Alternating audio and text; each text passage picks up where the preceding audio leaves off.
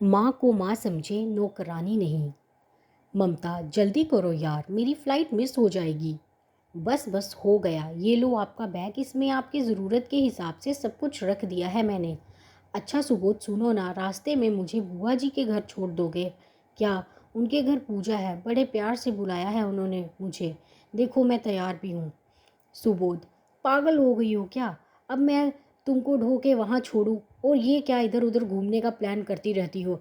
घर में रहो, और भी बहुत काम रहते हैं घर में, बस जब देखो यहाँ जाना वहाँ जाना है। ममता चुपचाप पति की बात सुनती रही। उसका उदास चेहरा देख के सुबोध ने कहा, अच्छा ठीक है, मैं नहीं छोड़ सकता, बच्चों के साथ चली जाओ। ममता अपने बेटे मणि के पास आती है, जो इस वक्त क्रिकेट मैच में पूरी तरह से डूबा हुआ है। बेटा ये लो नाश्ता। अच्छा सुनो ना, आज तो तुम्हारे कॉलेज की छुट्टी है ना, चलो ना बुआ जी के घर चलते हैं। आज पूजा है उनके घर। मणि जो कि मैच देखने में व्यस्त है। क्या माँ, मैं इतना इम्पोर्टेंट मैच छोड़कर आपके साथ पूजा में चलूँ? आप रूही के साथ चली जाओ, कैब बुक करवा देता हूँ। मैं इतना रोमांचक मैच नहीं छोड़ सकता। ममता फिर उदास हो गई। ठीक है बेटा, नाश्ता कर लो वरना ठंडा हो जाएगा। ममता अब अपनी अर्जी लेकर रूही के पास आई, जो कि इस समय अपने मोबाइल में बिजी थी। रूही ये लो तुम्हारी ब्लैक टी। अच्छा सुनो ना, मैं ये कह रही थी कि चलो ना आज मैं और तुम बुआ जी के घर चलते हैं, उनके घर पूजा है। मणि कैब बुक करवा देगा। आते समय दोनों माँ बेटी खूब सारी शॉपिंग करते हुए आएंगे, कितना मज़ा आएगा ना। पूजा पाठ के नाम से रूही ने ऐसा रिएक्ट किया जैसे कि वेजिटेरियन के सामने नॉनवेज डिश का नाम ले लिया हो।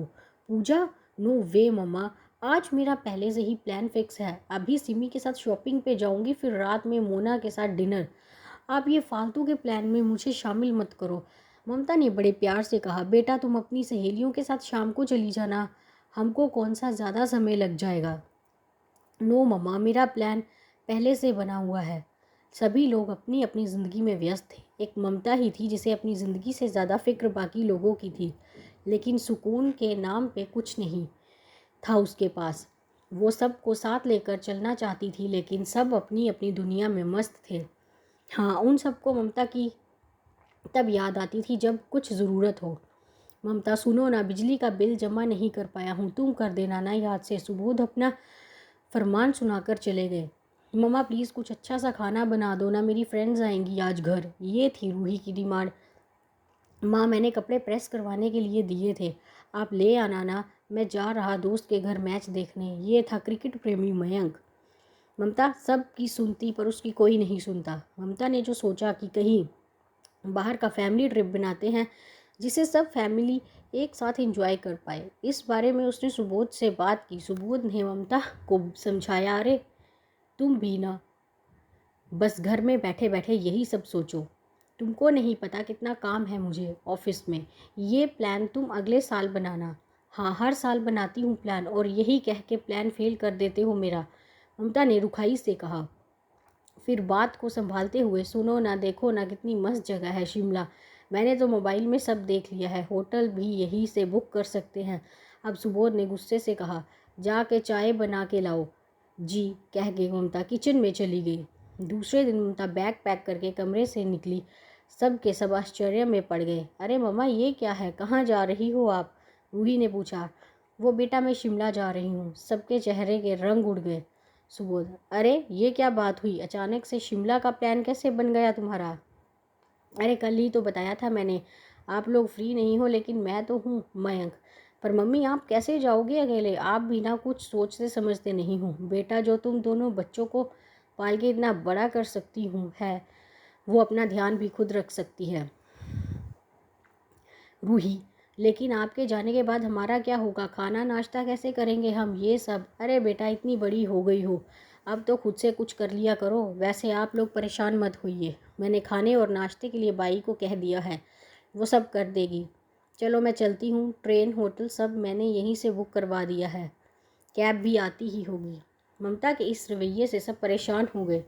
जो अभी तक ममता के साथ जाने के लिए तैयार नहीं थे, अब ममता से कहने लगे साथ चलने को, लेकिन ममता इस बार राजी नहीं हुई। आज वो खुद के लिए जीने जा रही थी।